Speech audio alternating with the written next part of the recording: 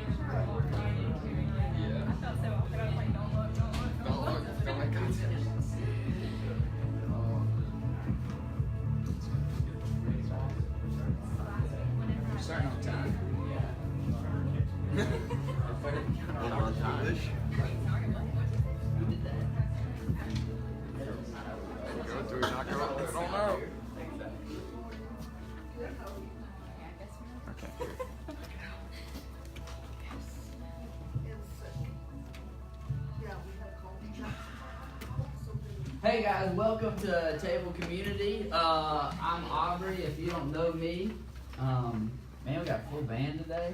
Feels good. This is the grand opening of this space, and so we've been in this space for a few weeks. So several of you have been here before, but we decided today we're going to celebrate it, and so we're glad you're here. We're going to have worship, and it's going to look pretty much like we normally do worship, and then afterwards we're doing lunch, and so you're going to want to stay and be a part of lunch as well. We got sandwiches from Subway and all kinds of other goodies back there as well. So you're going to want to be a part of that. We've been hosting a science and faith discussion group on Sunday nights, and we didn't meet last week because of a hurricane. And so we're going to do our last week of that this week. So if you were a part of that, you're going to want to come and be a part of it again tonight. We'll do that at 5 o'clock. I'll have some snacks here for you. Last time the discussion was really great. So you're going to want to be a part of that as well. And then about once a month, I like to tell people how the different ways that you can give and be part of Table Community in that way here. And so there's really 3 ways you can give.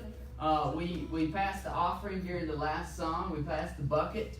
If you don't want to do that, the second way is there's a little drop box in the back. You're always welcome to give that way as well.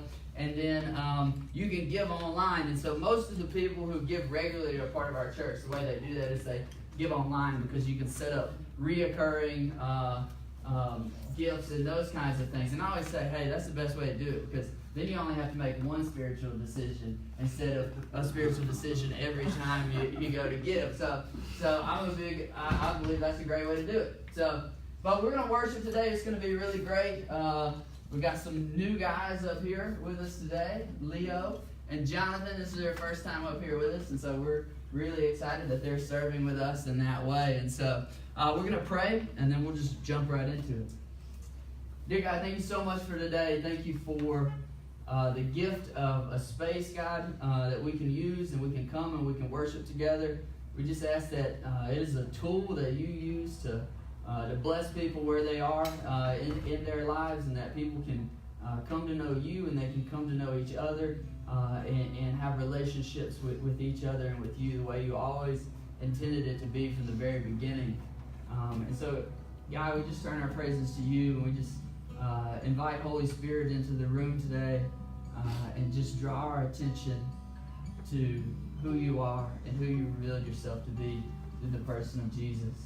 We love you so much, and we thank you, and we pray that our worship is worthy of who you are. It's your name we pray. Amen. Amen. You guys go ahead and stand with us as we worship.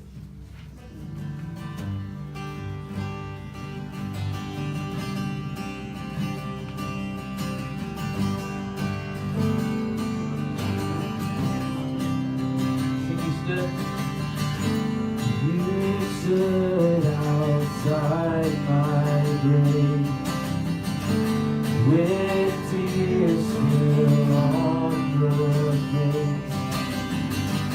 I heard you say my name. My night was turned today. You came. I knew you would come. When you say my heart it woke up. I'm not afraid to see your face. I am alive, 'cause you came. I knew you would come.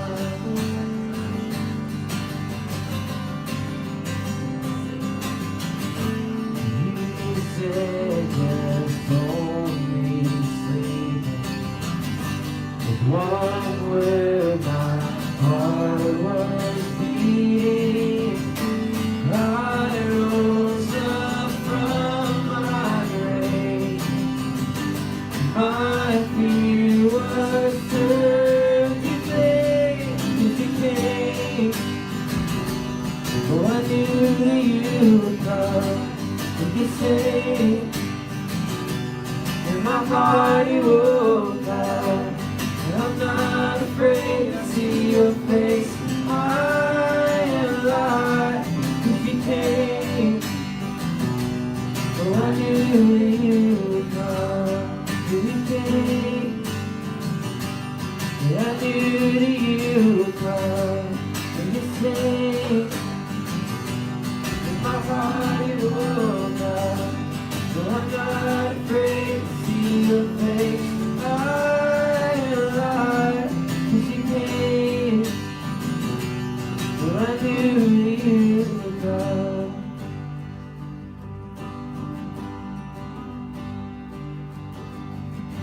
Cause you are a miracle working God. You are a miracle working God. You are a miracle working God. You are a miracle working God. You are a miracle working God. You are a miracle working God. You are a miracle working God. You are a miracle working God. You are a miracle working God. A miracle working God. You came. I knew that you would come. You say, in my heart you woke up. I'm not afraid to see your face. I am alive, 'cause you came. Oh, I knew that you would come. You came. I knew that you would come.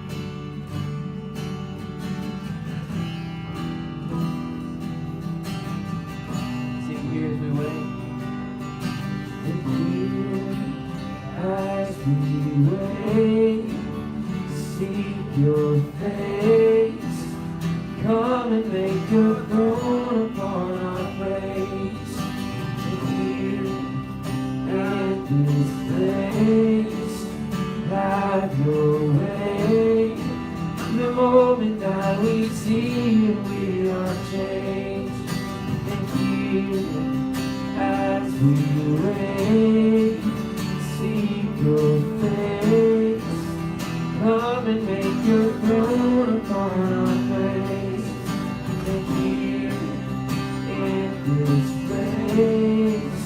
Have your way. The moment that we see you, we are changed and show us your glory. Show us your glory. In wonder and surrender we fall down. Show us your glory. Show us your glory. Let every burning heart be holy ground. Show us your glory. Show us your glory. In wonder and surrender we fall down. Show us your glory. Show us your glory. Let every burning heart be holy ground.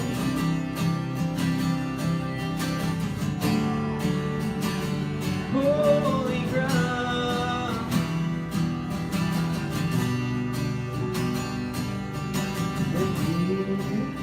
Not by power, not by might, but only by the cross we come alive. And here we're undone, overcome by heaven's love revealed before our eyes. Show us your glory. Show us your glory. In wonder and surrender we fall down. Show us your glory. Show us your glory. Let every burning heart be holy ground.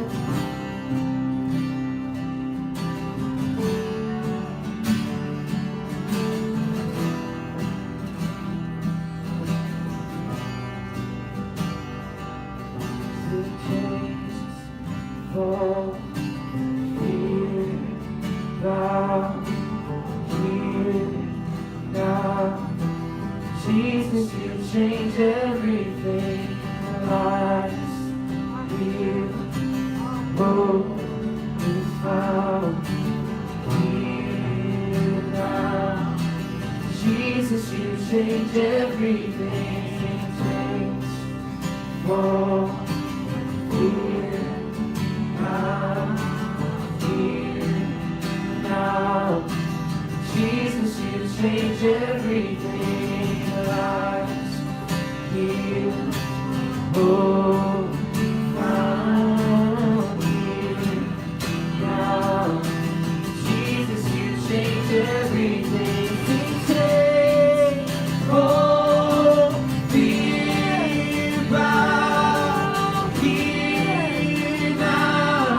Oh Jesus, you change everything. Life, heal, hope is found here now. And Jesus, you change everything. Show us your glory. Show us your glory. In wonder and surrender we fall down. Show us your glory. Show us your glory. Let every burning heart be holy ground. Show us your glory. Show us your glory. In wonder and surrender we fall down.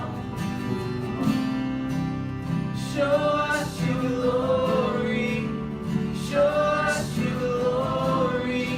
Let every burning heart be holy ground.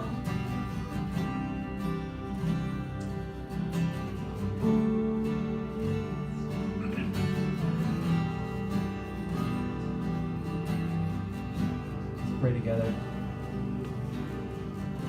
God, we thank you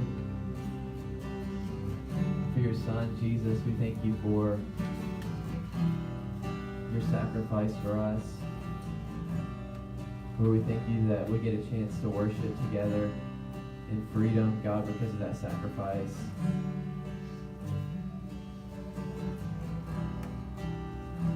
God, we thank you for who you are, for your character and your nature and the way that you love us. We just pray that you speak to us today in Jesus' name. Amen. You guys can be seated. Amen. All right. Thanks, guys. That was awesome. So today is our grand opening. You know, we're celebrating Table Community, what it means to be a church, and we're celebrating this space that God has given to us. And, will you turn the lights on? All the lights on. We're celebrating this space that God has given to us, and it's awesome. This space is really just a tool to help us live out the vision that God has given us, that you know, the Great Commission, that we're supposed to love God and we're supposed to love people, and that's really our call as Christians, is to help people do that well. And this is a tool that allows us to do this. And so we're celebrating what God has given us today. And so we talked in Genesis, we talked about Sabbath. You know, and Sabbath, part of what Sabbath is celebration. You know, sometimes we think of Sabbath as it's like a break from everything that you're supposed to be doing, so that then you can go back and do it. But no, the actual design is that God created that as part of the process, not a break from the process, but part of the process. And part of what that means is to celebrate. We got people standing back there. That's awesome. And so that's what we're doing today. We're celebrating. And this is really a tool that God has given us to help other people know and become like Him. You know, there's nothing that's really sacred about this space. It's not like in the Old Testament when you had the temple, and you would go to the temple and it was a sacred space. No, we're a New Testament church, which means that we believe that the Spirit of God rests in each and every one of us that follow Jesus. And so, but this is a gift. And so we're going to take time and we're going to celebrate it today. And we're going to talk about what it means to be Table Community, to be a church that's called Table Community. One of the first questions I get when people find out that I have a church, that I'm a pastor, and I tell them the name is Table Community, they're like, what does that mean, right? Because there's not a lot of other churches named Table Community. That's why we own the URL, right? And so, I think there's one other church in Dallas that calls themselves Table Community, and we beat them to it. So we got it, you know? And so, but the name Table Community is not just a name. We actually believe that it's a vision that Jesus gives us for what His followers look like when they come together. And so with the name Table Community, it comes from the Gospel of Luke. You see it all throughout the Gospels, but primarily it's a big theme in the Gospel of Luke. And in the Gospel of Luke, you see it used over 20 different times, whether Jesus is gathering people, His followers, around a table to show them what life looks like when they follow Him, or He uses it as a metaphor and in stories and parables to demonstrate what it looks like to follow Jesus together. And so it's a place where people can know and become like Jesus. And today, one of the things I want you to understand is that true Table Community is people whose identity has been restored by the grace offered through Jesus. You know, we like to say that wherever you are in your journey, whatever you're going through, whatever your background is, there's a place for you at the table, that Jesus welcomes all people. And the reason that there's a place is because that it is a table that is built around grace, that there's space, that there's room to breathe, that it's okay to not be okay and to be here, and that Jesus evens the playing field for all of us. And so the reason we call ourselves Table Community is we evoke this metaphor, but it's not just a metaphor, it's a call to a way of life that Jesus gives us. And the reason I think it's so important is because we see so many people whose identity in our world is not based in this thing of grace, right? And so that's some of us, right? And so we chase things. You see these things that we chase all the time, you know? We always, you know, what reason I know that we miss it is because, like, we're chasing things that we know will ultimately leave us empty. Like, how many of you guys have seen the movie The Wolf of Wall Street? Nobody's going to admit that in church. I'm just kidding. Or the movie The Big Short, right? You know, it's stories about these guys. They're like cautionary tales about these guys who have gone out of their way to get rich. And basically the moral of the story is they get what they want. And then in the end, they find that it leaves them empty. It leaves them wanting more, right? Whenever you get whenever you get what you think you want, then the goalpost just moves 10 feet farther down. And so there they find themselves, right? And so we see that and we go, you know what? I know that riches won't make me happy, or that it won't make them happy, but, I think I could get it right, I think I can get it right. Everybody's like, if I won the lottery, it wouldn't ruin me, right? And how many of you would like to try? Like, you would be okay with winning the lottery, right? You're like, it might ruin me, but I'd like to give it a shot. I really would. What we could do as a church if one of us won the lottery, we could change lives, right? So, but we all think that that's what's going to happen to us.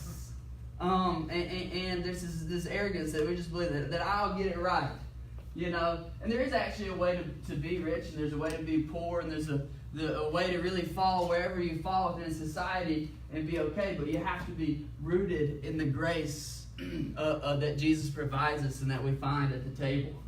And so Jesus calls us, as Christians, a lot of times we think that we're called to adopt a new social ethic, a new set of beliefs, but Jesus is really calling us to be a social ethic, to live in a new way of life. And when we look at the table, we see Jesus eating meals with people, and it's a demonstration of this new way. You're like, that doesn't sound very revolutionary, right? Jesus is eating with people.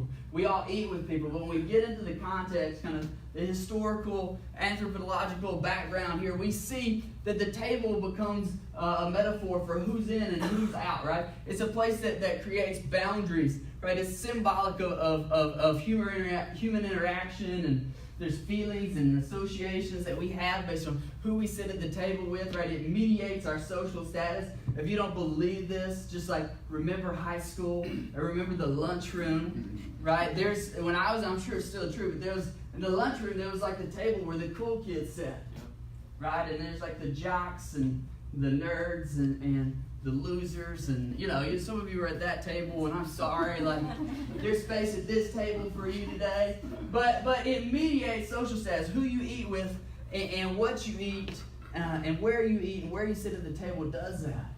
I remember in college, I was on this work crew, and I worked for the local school board there, and so basically it was a hired custodian. In each of the local schools, they hire their own custodians, but then they had this floor crew that would go out at night, and we would do the things we would strip off the old wax and buff it out and put new wax down and make the floors look brand new again. And so we would do this. And I was a part of that crew, but I was a part of that crew because my father was a local principal, and I had the connection to get that job as a college student. I had long hair down my back, you wouldn't hire me in college, okay?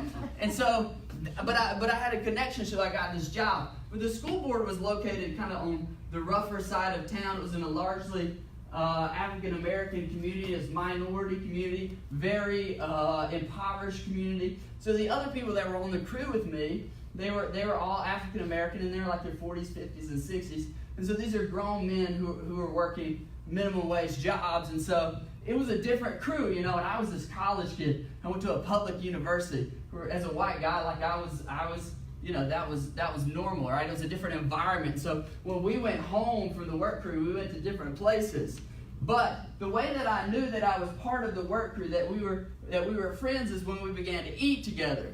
Because before that, there was always a difference. They didn't see me quite as part of the crew, and I didn't feel like I was really part of the crew. But we always ate, so we worked these 8-hour shifts, and we weren't super motivated, so we didn't work that hard. We had a lot of time to hang out, and we would eat, and I would bring my food, and they would bring their food, and they would all share their food. But then eventually I began trying to share my food with them, and they began to share their food with me, and we would eat things like chitlins. How many of you guys have ever had chitlins?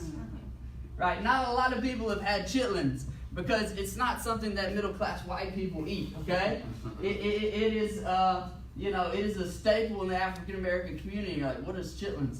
It's like fried pork rinds, basically, is what it is, right? And they would give me their food, and I would eat their food, and they would eat my food. And that was the beginning of us seeing each other as equals and part of the same crew. And so who you eat with and your table community, it defines your social boundaries. And what we see with Jesus is that he rearranges the table and who's allowed to be at the table, and it rearranges society as a whole. This is why we do communion together. is because every week we take communion, and it's symbolic in the sense that it says that we all go, regardless of where your background is, whether you're rich, poor, regardless of skin tone, regardless of what your background is, what baggage you have with us. When you come to the table, we all come to the same place where we say, we're all reliant upon the grace that Jesus gives us. There's a difference between, when you think about the table, you think, okay, like there's food involved. There's a big difference between like feeding the poor and then inviting the poor into your house to have a meal with you. And this is what Jesus is fighting against. And so today we're starting a new series called Prodigals. Now we're going to spend the next couple of weeks looking at the story of the prodigal sons. There's a younger son and there's an older son. And we're going to spend a lot of time there next week. But those stories end with an invitation to the table, to be part of this table community. Right? And if you understand the story of the prodigal sons, you understand the heart of Christianity. When I was in Asheville, we lived in Asheville for a while. I was out at a bar hanging out with some guys, having some conversations. And this guy was an atheist, and I used the word grace, and he's like, "What do you mean by grace? Like, I see this word, but I don't know what it means." And so I tried to come up with a definition. It was hard to explain. And so I told him the story of the prodigal sons. And he says, "Okay, where does that story come from?" I said, "Well, Jesus told that story." He said, "I don't know about Jesus." He said, "But I need stories like that in my life." And so, if you understand the prodigals, you'll understand what it means to follow Jesus. And to understand the prodigals, you got to understand that the calling, the invitation, is to the table. So we're going to begin in Luke chapter 15. If you want to turn there, you can. It'll be on here. We're going to spend like 2 verses in Luke 15, and then we're going to go back to Luke 14, and we're going to talk about the table in Luke chapter 14. So as we look here, the first 2 verses in Luke 15 says this. It says, "Now the tax collectors and the known sinners were gathering around to hear Jesus. But the Pharisees and the teachers of the law muttered, 'This man welcomes sinners and eats with them.'" You see this kind of introduction a lot in the New Testament. The story will start out, Jesus was eating with tax collectors and sinners, which is kind of a strange way to say something, because sinners, like Romans 3:23, "For all have sinned and fall short of the glory of God," right? Sinners, we just think that means like people that do bad stuff, and like that's everybody. Everybody's done something bad at some point.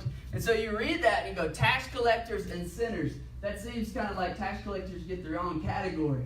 It would be like, if I was writing a blog and I was writing about Justin. Justin will eat with anybody. And I was like, okay, Justin, he was eating with the IRS and other sinners. You'd be like, that is a strange way to talk about this.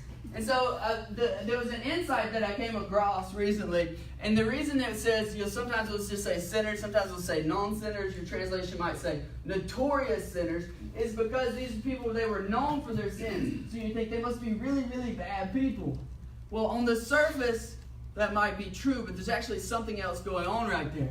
The reason they were called known sinners is because these were people that did not have the means to go through the temple system to purify themselves. And so the tax collectors, they're outside of that bracket because, at this time, Jewish people, they're under Roman oppression. And so to be a tax collector is to go and work for the enemy. And then to be a known sinner basically means that you were too poor. You didn't have the means to go through the purification process because there's rituals involved, because there's sacrifices. You got to buy stuff to do this kind of thing. And so there they are. And so if you're a sinner in this context, you know you're a sinner, and everybody else knows you're a sinner too.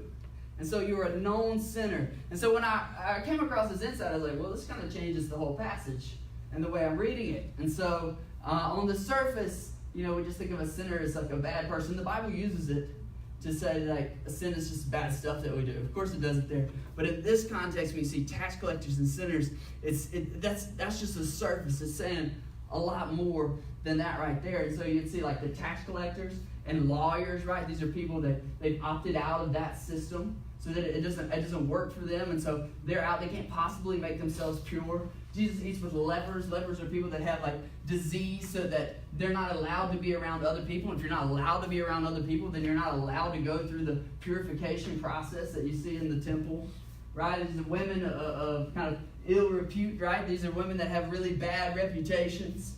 And so the people, when it says known sinners, they're known sinners because they've been disregarded by the religious folks.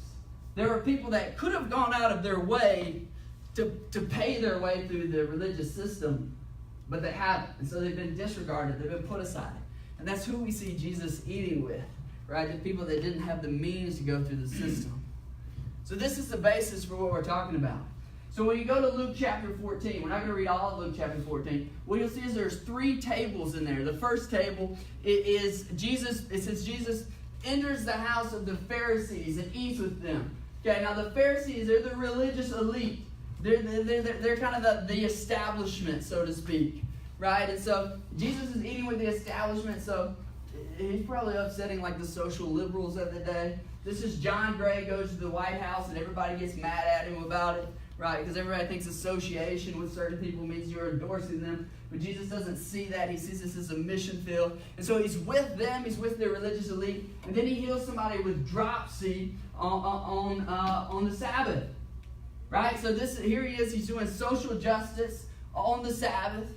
You know, he's supposed to be talking about Scripture. He's not supposed to be doing social justice on the Sabbath. So, you know, he's making all the really conservative people, they're really mad at him too. Right? He says, which of you doesn't work on the Sabbath if your son or your cow falls into a pit?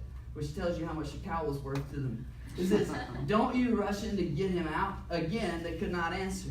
Right? So Jesus is kind of upsetting everybody right here. And what you need to understand is that the law at this period of time, it was primarily being interpreted through the book of Leviticus and the law of holiness, which is kind of chapter 17 and the chapters that follow. And the law of holiness was designed by people who had been under oppression, and so they wanted to know. They were trying to say, okay, what is our Jewish identity? What does it mean to follow God as His people? And so they created all these rules so that they would know who was in and who was pure and who was actually following God, right? And so the law was all about keeping your group pure and separate from other groups. And so it was very important for them to help them understand who was in and who was out. And that is actually what Jesus is taking on right here. Is that they would see the law, and the law would override compassion, and Jesus would always say, no, compassion overrides the law. And so that happens. And then there's a second table. Jesus tells a story to them. He tells this parable. And in this story, they've invited all these guests to this party, and they're at this party, and some people have chosen the seat of honor for themselves. And so Jesus tells them, he says, when you go to a party, he says, there's all these seats at the table. He said, don't sit at the seat of honor. He says, pick the lowest seat. Because if you pick the lowest seat, and then you are the guest of honor, you will be raised, you will actually be honored. And he said, then if you're not the guest of honor, you're not going to be embarrassed. You're not going to feel shame, right? If you choose the seat of honor and that's not you, then they're going to ask you to move and you're going to look really bad. And then he says this. He says, when you throw a party, he says, don't invite the people that can pay you back, right? Don't invite the people that will then in turn invite you to their party, where you can be the guest of honor, where you can be honored. He says, don't invite those people. He said, invite the people that can't possibly pay you back at all. And so, there they are. This is the story that Jesus is telling, and it's really telling of what his table community looks like, what he means when he invites people to be part of the community that's around the table. He says, are there insiders at the table? Well, of course, there's people that are sitting at the table, but the reason they're insiders is because they're there and they're not looking to gain anything, right? There's no social status to be gained from that. And so, if you were to look at this, you would say, okay, you know the Beatitudes? Jesus says, blessed are the poor, blessed are the meek, blessed are those that mourn, those that show mercy.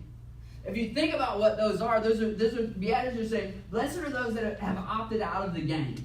Blessed are those that aren't pretending to have it all together right now. He's saying, blessed are those that have been excluded from society. Think about when Jesus says, blessed are the poor. Those are people that have been pushed down by society. He says, blessed are the meek, not blessed are the strong, not blessed are those that have it all together. Blessed are those that openly mourn, who aren't pretending to have it all together at all. Blessed are those who don't walk around with showing how strong they are. He says, blessed are the merciful and the pure of heart. He says, blessed are the peacemakers. He does say, blessed are those that fight for what's theirs, right? And so what we see here is that those that are insiders in Jesus' table community aren't looking to be insiders at all. They're just grateful to be there. And so this imagery of food and a common table is very powerful, right? There's so much symbolism in where you sit and what you eat and who you eat with and how it's arranged. And it's a call to live in a certain way. It's not just a metaphor for, hey, this is great, this is a great concept. It's actually a call to a way of life. And so then Jesus tells this parable right here. This is what we call the parable of the great banquet. It says, when one of those at the table with him heard this, he said to Jesus, "Blessed is the one who will eat at the feast in the kingdom of God." Jesus replied, "A certain man was preparing a great banquet and invited many guests. At the time of the banquet, he sent his servant to tell those who had been invited, 'Come, for everything is now ready.' But they all began to make excuses. The first said, 'I bought a field and I must go and see it. Please excuse me.' Another said that I just bought 5 yoke of oxen and I'm on my way to try them out. Please excuse me. Still another said, I just got married, so I can't come." Now, I've seen people try to take this and try to say that these are not good excuses. But these are good excuses, okay? I just bought a field. If you just bought a house, Justin's buying a house, Jessica, they're buying a house, I don't expect them to show up to hang out the next day, okay? I just don't, right? There's things to do, right? It says, I bought a yoke of oxen. That is his job. That's his employment. That's how he's making his living, right? And so you look at that. You got a brand new job. You got things to do. It's okay. I understand you're busy. It's fine, right? I just got married. Who's calling somebody to hang out the day after they got married? It's just kind of a jerk move, right? And so these are all people who have legitimate excuses. These are nice, proper people with good reasons for not being there. And what you need to understand is that these are actually the kind of people that get Jesus killed ultimately, right? They're good Jewish citizens who are minding their own business. Right, the people that got Jesus killed, they don't want to disrupt what they have going on, the status quo, but because it's working for them. Okay, and so when we look at these things, this is conventional wisdom here. These are the things you're supposed to strive for in life. I'm supposed to have a nice home and a nice field, a nice yard for the kids, and I'm supposed to have a good job and make that important in my life, and everybody's supposed to get married, right? And that's supposed to just make everything wonderful. These are the things we're supposed to strive for in life. But what we see ultimately in the Gospels is that conventional wisdom, a commitment to these things, are the things that get Jesus killed. And they're also conventional wisdom is what will keep you from true table community. When you think about the Beatitudes, you're like, what would be the Beatitudes for conventional wisdom? It'd be like, blessed is the man with a large bank account. Blessed is the person who has control of their emotions at all times. Blessed are those that are strong. Blessed are those that are relentless. Right? Blessed are those that fight for what is theirs. This is what Jesus is up against when he talks about table community. So let's look at verse 21. It says, the servant came back and reported to his master. Then the owner of the house became angry and ordered the servant, go out quickly into the streets and to the alleys of the town and bring the poor, the crippled, the blind, and the lame. These are people that don't have much to offer. He says, sir, the servant said, what you ordered has been done and there is still room. Then the master told his servant, go out to the roads and the country lanes and compel them to come in so that my house will be full. In other words, there's room at the table. I want people to be there. I tell you, not one of those who were invited will get a taste of my banquet. So a lot of us, when we think about church and what we're supposed to do and the people that we're trying to welcome and the people that we're trying to reach, a lot of times we think in terms of charity. And charity is actually commanded in the Bible, that Jesus talks about it. There's times when we're just supposed to give to the poor. There's times when there's a homeless person on the street and all you have time for is to give them a $10 bill, and sometimes you're conflicted. Should I do that? Should I not do it? There are times you're just supposed to do it. Okay? And so there's nothing wrong with giving to others as an act of virtue, but charity is not the same as table community. Okay? Sometimes generous charity can be the last stronghold, the last refuge from really the terror of entering into true table community. Right? Jesus commands us to give to the poor But so many of us want to stop there. And so he isn't calling us into as a church just to come and live in a secure, come here and we worship and it's safe and it's good and it's secure. And they go out, we'll pass out some Thanksgiving baskets when the time is right. Okay? Jesus is calling us to a different way of living, a new social order. He says, I am the way. He's calling you to a way of life. And there's actually nothing wrong with all that stuff. We love all the stuff we do here. Some people, they like to say, I'm not religious, I'm spiritual. I say, fool, we're all a little religious. There's nothing wrong with religious. Religion is all the normal things that we do to try to seek an interaction with God. But the gospel is the good news that Jesus is giving to us. And the gospel is good news because of the ongoing effects of an encounter with Jesus. The gospel is good news because it changes us. And so many in our society have lost that. We're like, you should repent of your sins because Jesus rose from the dead. And we're like, that's cool. Good for him. Right? He got a second chance. Good for Jesus. What does it have to do with me? Right? And if the message of Jesus, of an encounter with Jesus, doesn't change your life, then it isn't good news. Right? And the good news is that if you actually enter into a life with Jesus, that you become a part of Table Community, that it rearranges and it reshapes everything in your life. Okay? That the people that didn't matter before, they matter now. Okay? There were some things that did matter a lot before that they just don't matter as much, and the opposite is true as well. There are things that matter a lot now to you that didn't matter before. And Jesus is rearranging everything, and everything is in light of who he is. My direction changed, my thought has changed. And what I discover is that it's actually really scary to take that step at first. Then I get there and I realize that the grace is really good. And so one of the ways that Jesus demonstrates this new way of living is through these meals around the table. And there's really 2 meals in the New Testament. You're like, 2 meals? You're like, I can think about communion. And they're like, what's after communion? There's this meal of bread and wine, right? Which is a meal where we come together and we reflect on the sacrifice that Jesus made so that we can experience grace in our life. And then there's another meal in the New Testament that I think we've lost a little bit. And that's this meal of bread and fish. It's a different meal. When you think of bread and fish, that's a meal about abundance. That's a meal about potluck, like what we're doing after this. That's a meal of everybody brings whatever they have, and we all eat it together. The rich people bring the rich food, and the poor people bring the poor food, and we all share together in a life. You think about the 12 baskets after Jesus feeds the 5,000, right? That's about abundance. That's about there's more than enough. I think about Peter in the New Testament. Peter, at the Last Supper, Jesus says, you're going to deny me 3 times. And then he finds himself later, he's standing around this charcoal fire. And what's he do? He denies Jesus 3 times. And then Jesus, he goes across and he dies and he raises again. And where does he meet Peter? Well, Peter's out there fishing. And then he comes to the shore and Jesus is there. And they're standing around a charcoal fire again. And there's an obvious connection there because the New Testament writers are really smart and crafty that way. And so they're standing around this fire, and Jesus has bread and fish. And that's the meal about abundance.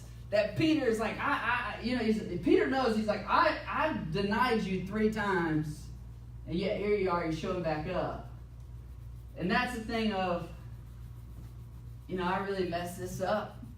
And Jesus is saying, it's okay. There's still room at the table for you, Peter. I denied you 3 times. That's some of us, right? That really messed me up. That Peter, that at the table, the things that keep us apart, they don't have to keep us apart anymore. There's enough grace and abundance for all of us. You denied me before, it's okay. There's still room for you, right? You really messed that relationship. It's okay. There's still room for you, okay? There's some things that you did, Peter, that you don't really want to talk about publicly. That's okay. There's still room for you, Peter. And so we go back to Luke chapter 15, and there we find Jesus is eating with the tax collectors and the sinners. And I think of the story of of Levi, also known as Matthew in the New Testament. He's a tax collector. And Jesus calls him, he says, come follow me. He's a tax collector, so that makes him a known sinner, right? And he immediately goes and eats with him. And based on that Levitical law of holiness, Levi is a sinner. Like, he knows he's a sinner, and everybody else knows it too, right? He can't do anything to make himself pure. He couldn't possibly live up to those codes. You know, the irony of trying to create boundaries of who's in and out rather than focusing on Jesus and putting him at the center and just walking to him. When we create those boundaries, we actually create more sinners.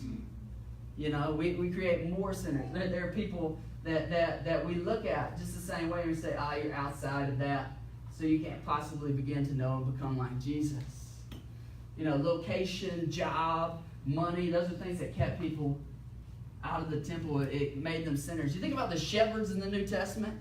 The shepherds were the poorest of the poor, and they lived outside of town and out in the hills, and so they couldn't possibly even, their location and finances kept them from being part of the temple system. You think about the Christmas story, that should reshape the Christmas story for you, right? That God chose first to go to them.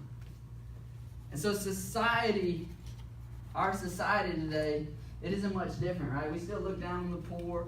We still think of welfare recipients as that's kind of like a shameful thing. You know, most churches, the people that churches like to target are middle class, the upper class, suburban families with a couple of kids, you know, because they're a stable source of income. When we look at the table community that Jesus is a part of, and you see those people, but you also see the unemployed and the uneducated and the homeless and people that have been in jail. That table community for Jesus is a healing ground for all the throwaways. It's a gathering of the outcast. And so a lot of times we hear this, and I'm like a lot of you, we want to throw the Pharisees out. The religious people, we want to throw them aside. There's the self-righteous people. Those are the arrogant people. We all love to hate those people, right? They're the worst, aren't they? Right? But Jesus goes to them, and he does in front of them, and he challenges their system, and he challenges them and says, hey, you know, he heals a person of dropsy right in front of them on the Sabbath, and he says, I'm going to eat with these people that can't possibly make themselves clean on their own, and he challenges them because he knows that they are privileged by the system, but the system is a system that's built on shame, and they're actually being robbed. The privileged are actually being robbed of their relationship with those that are less privileged. Right? That you won't know true table community until you reach a place where you're eating chitlins. You know? Where you're sharing the food and your privilege and what you've been given with them, and they're sharing what they've been given with you. It's a totally different thing what table community is. And so a lot of times the invitation to follow Jesus is very scary. And the thing that he's calling us to, that true table community, it outrages people because it's an affront to everything that really works well for us. And so a lot of times we get upset when a church or a pastor or Jesus or scripture forbid, you know, it just challenges us in this way. And I would say if you've never been uncomfortable following Jesus, you're probably not very good at it, okay? But if they would follow table community, Jesus into true table community, they would find that all the things that hold them hostage and all the shame that comes with having to make yourself look a certain way, that those things can fade away because Jesus eats with everyone. So as we look at our next steps, the first next step is this thing of bread and wine. I want you to join us for communion today. We'll do this right after I get done. Kel will get up there. We'll do it during that next song. But communion is this thing that we come together, and it reminds us of who we are, and it reminds us that we all need a seat at the table, and that it's only made possible through Jesus. We put a sign up back there. It says, because Jesus eats with everyone, let my table be an altar for people, strangers, friends, and family. And so join us as we reflect on who Jesus is and his example of table community, reflect on the sacrifice of the physical body of Jesus. Then I want you to realize that the table itself is a reflection for what it means for us to be the living body of Jesus. That God lives within each and every one of us, and that's the reason we get come to the table. The second thing I want to encourage you to do is this, is the bread and fish meal, right? And I put be part of a table group. Another thing you can do, we're about to have potluck after this, and that's going to be real good. That's at the heart of bread and fish. But to be part of a table group is one of the most essential things you can do as part of this church. It's really the place where you begin to know who Jesus is and become like him, because you're doing it in community with each other. Chairs are turned in toward each other. You're sharing your lives with each other. And so we have one on Tuesday night and one on Wednesday night. I want to encourage you to be a part of it.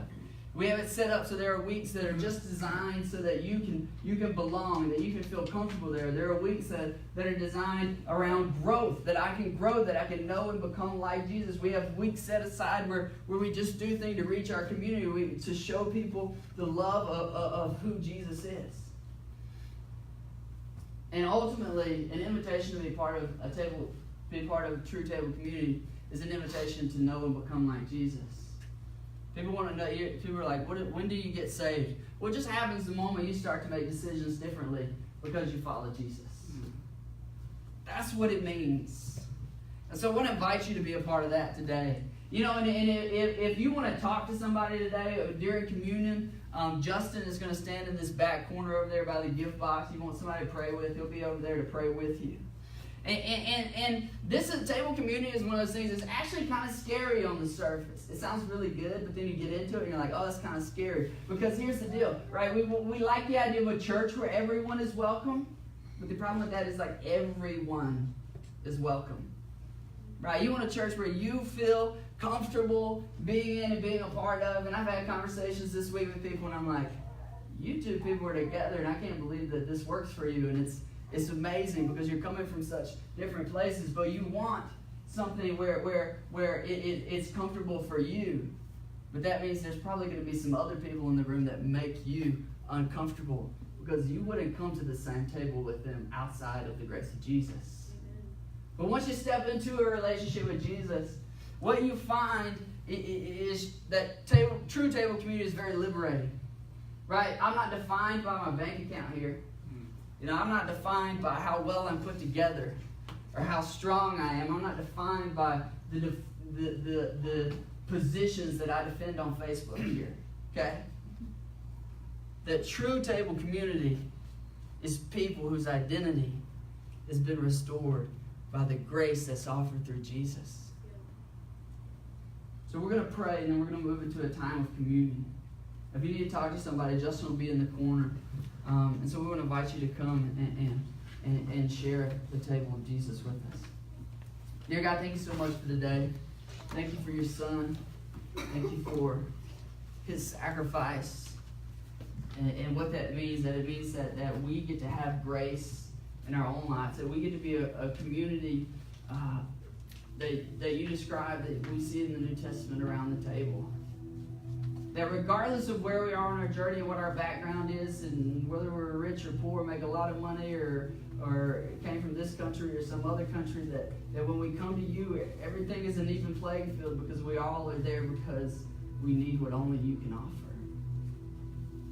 And so God, open our hearts today. Open our hearts to you. Open our hearts to each other. And lead us to be a church in this community, in this neighborhood, that demonstrates what true table community looks like to others. Thank you so much. In your name we pray. Amen. Let's go ahead and stand as we close our worship. During this last song, you feel free to go back and participate in communion. And then during the second last song, we'll pass the offering plate so you can go ahead and give. So let's worship.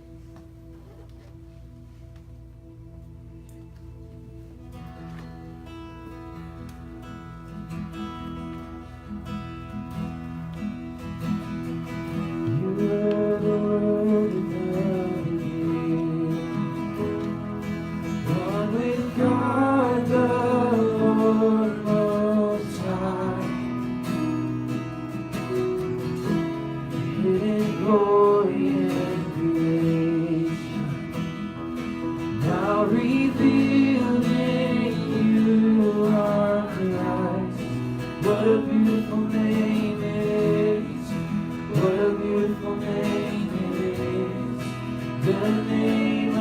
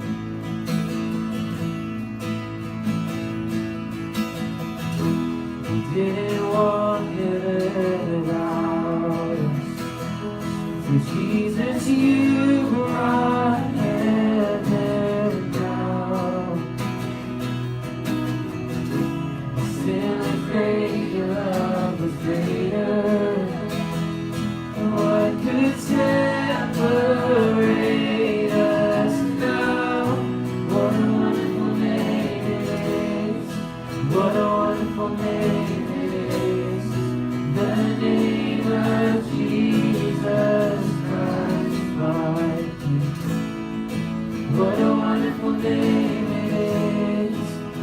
Nothing compares to this. What a wonderful name it is. The name of Jesus. What a wonderful name it is. The name of Jesus.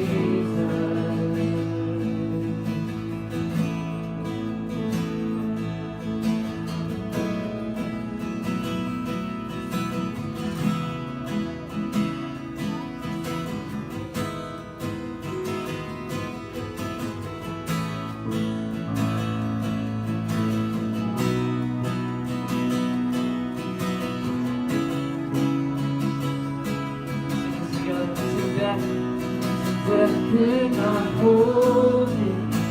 The veil tore before you. To silence the boast of sin and grave. The heavens are roaring. The praise of your glory. For you are raised to life again. Come on. We see you have no rival, and you have no equal. Now and forever, God, you reign. See, yours is the kingdom, yours is the glory, yours is the name above all names. What a powerful name it is. What a powerful name it is. The name of Jesus Christ, my King. What a powerful name it is. And nothing can stand against. What a powerful name it is. The name of Jesus. What a powerful name it is. The name of Jesus. What a powerful name it is. The name of Jesus.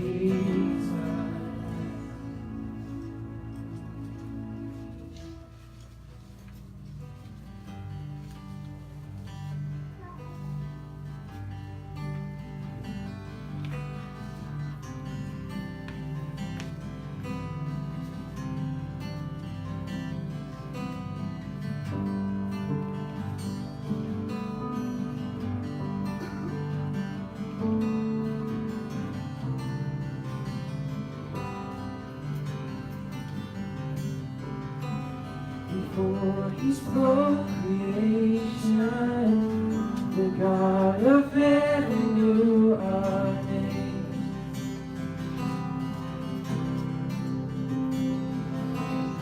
Formed in his reflection, we are his glory on display.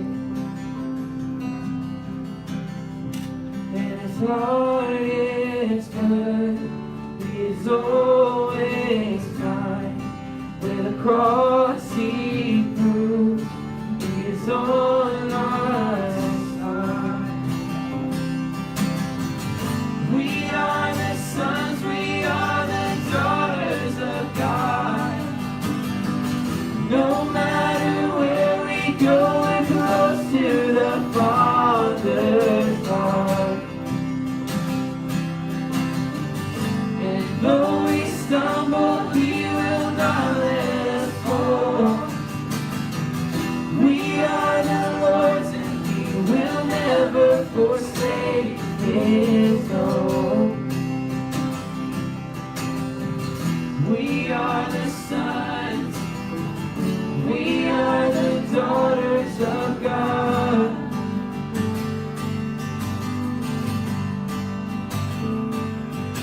His love, he lavished on us and called us children of the King.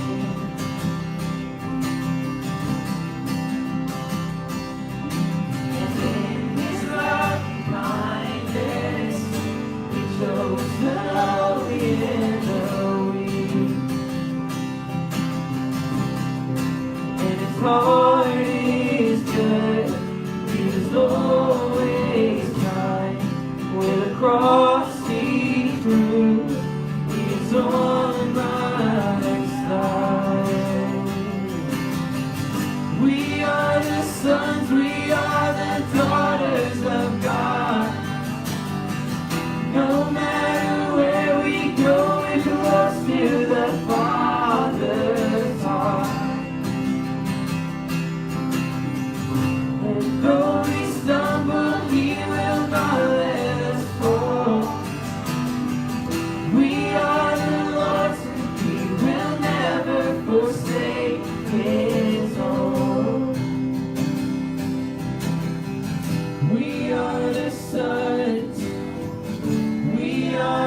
daughters of God.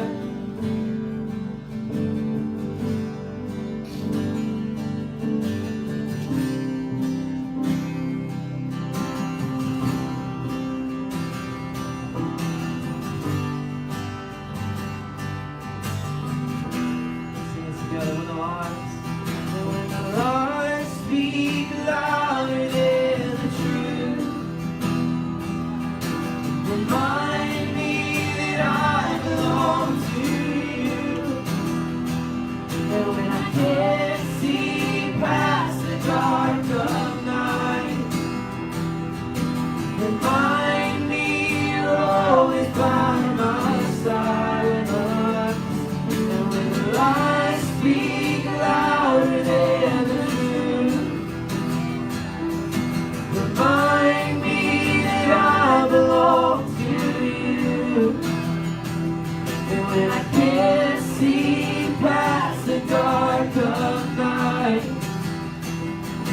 remind me you're always by my side. You're by my side. We are the sons, we are the daughters of God. No matter where we go, we're close to the Father's heart. And though we stumble, He will not let us fall. We are the Lord's, and He will never forsake His own. We are the sons, we are the daughters of God.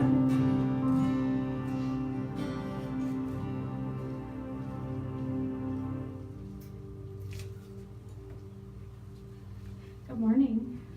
Just want to thank you guys for being here for our grand opening. We do want to invite you to please stay for lunch. We've got lots of food. Be part of that bread and fish meal with us today. Another way that you can do that, like Aubrey mentioned, is groups. We've got one on Tuesday and Wednesdays nights. If you have questions, you can talk to me or Aubrey or Justin. We're the leaders of those groups right now. So just come find us. And again, we just thank you for being here. Table community, you are sent.